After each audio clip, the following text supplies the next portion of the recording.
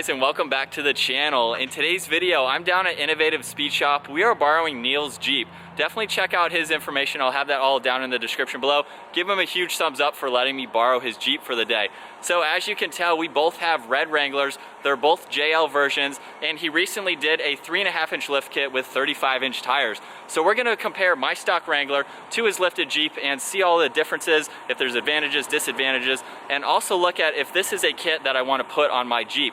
So I've been researching a ton for the perfect lift for my Jeep, and this is actually gonna be the first time I've ever drove a lifted vehicle before lifting my own vehicle. So huge shout out again to Neal. So I have Neal with me now. We're gonna go ahead and check out the height differences between my stock Wrangler and his Wrangler. So what exactly is the lift kit? So we went with the Rough Country 3.5, and the reason I did that is a lot of people told me once we put steel bumpers, which we're planning to do, we would lose that 1/2 inch. So we went with the 3.5-inch Rough Country, and then we did the upgraded VR shocks just to have a better shock. So it was all from Rough Country. And then we have the 35-inch tires from General Grapper. Yeah. Okay. So let's go ahead and check out the height differences, because there is a big difference just with doing a 3.5-inch lift. So we're gonna start up front here, and we're gonna go ahead and measure. Garrett's gonna help me out.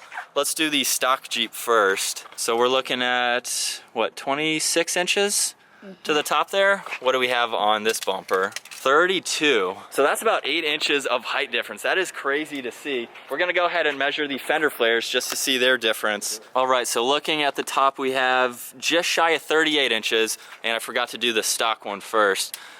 So it's looking like it's gonna be pretty level all around. We're just shy of 30, so that's another 8 inches, which is crazy to see. We'll go ahead and do the rock rails too. We have a little bit different style of a rock rail, but they're in about the same position. So on the lifted Jeep, we're looking at about 2 feet. And then coming back to my Wrangler now, we are about 19.5. That is a huge difference.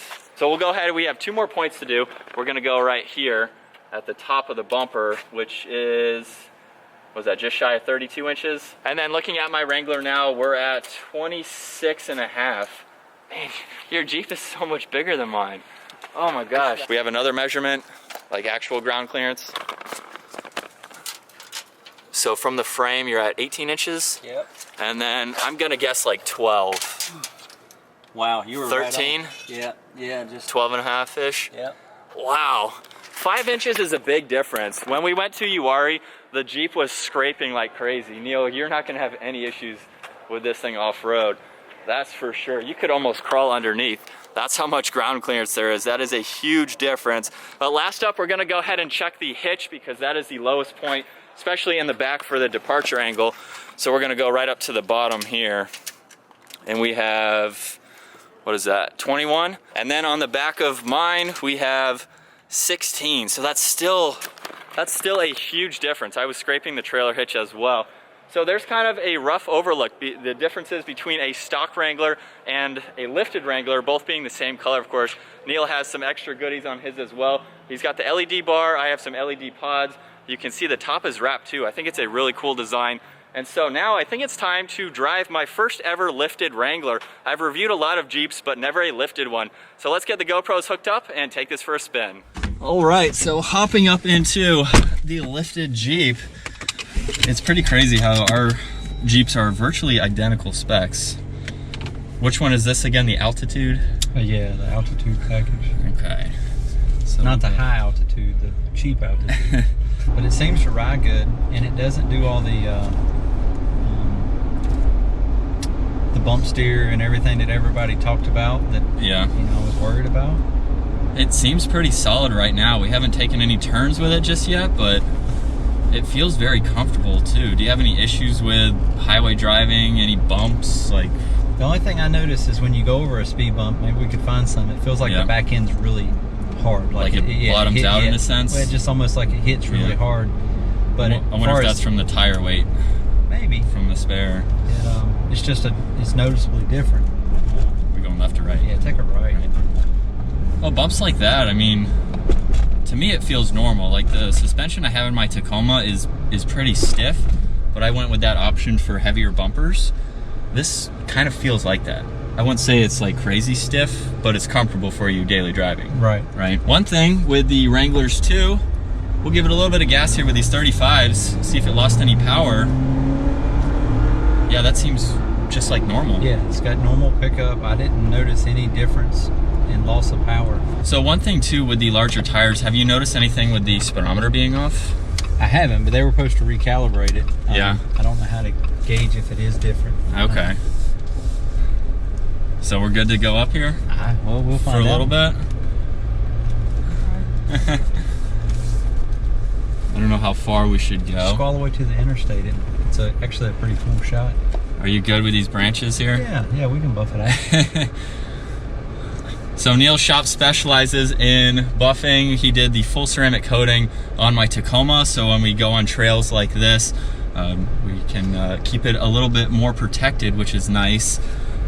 And so if you guys have any projects you want to work on, anything like that, you do window tinting now, right? Yeah, window tinting, paint protection film, ceramic coatings. This hasn't been ceramic coated yet. No?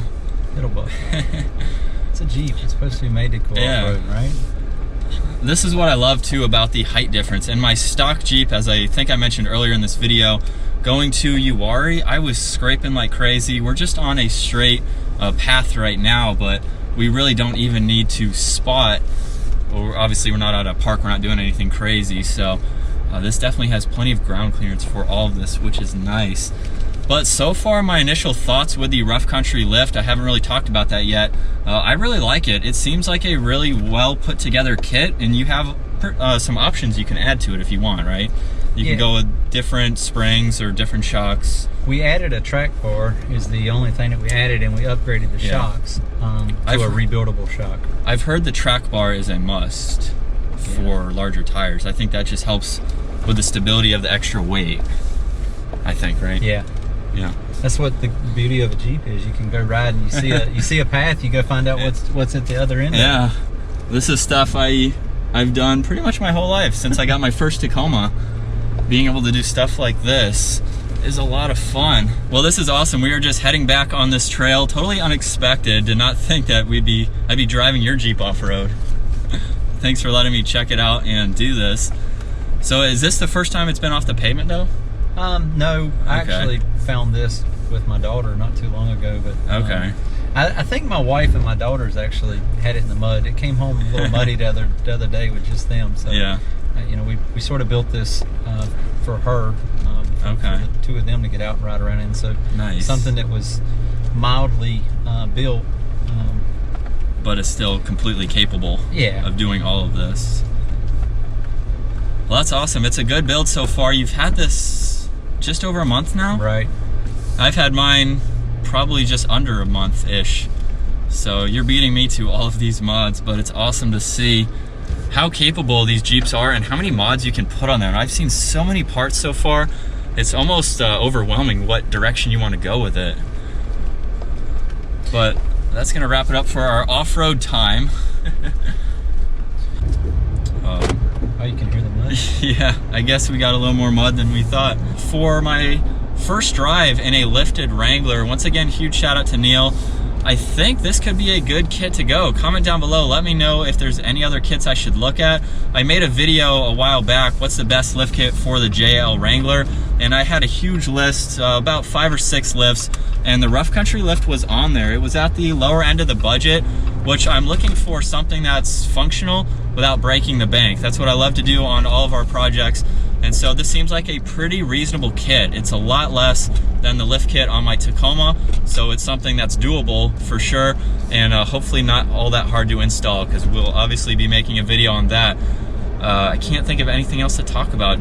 Are there any dislikes about the lift so far? No, none so far, but I haven't had it off-road, so you need to come and steal it and take it to Uwharrie, and we'll have to make a trip. Yeah, I've been a car guy all my life, but I've never been an off-road guy, so I need you to take me and show me the ropes, and we'll do that. Put it through the paces, and let's get it stuck, and then we can figure out what we need to add to it and do different. Yeah, for sure. Let's do it. We'll take this and my Tacoma, so we can have a lifted Jeep versus a lifted Tacoma, and see what they do. But that's gonna wrap it up for today's video. I hope you guys enjoyed it. Give it a huge thumbs up if that guy is hauling. Get on video if he rolled a MG. Wow. Anyway, give the video a huge thumbs up, smash that subscribe button if you haven't already, and we'll see you guys in the next video.